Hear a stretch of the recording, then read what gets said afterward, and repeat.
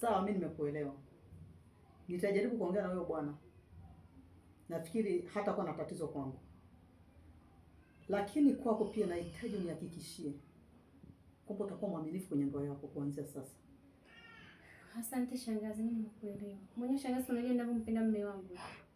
Yaani nampenda sana shangazi. Bila yeye siwezi kuendelea. Kweli shangazi. Haya, kama unayoongea na ukweli ndani yake.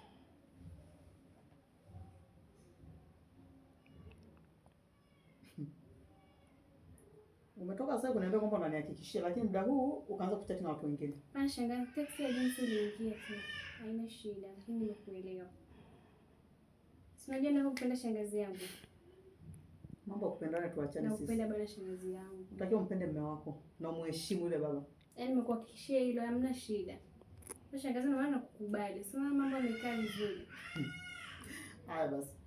Nakupenda pia mwanangu. Asante shangazi. Mimi niko ndani. Sawa, hamna shida. Mimi niko sebuleni. Haya poa.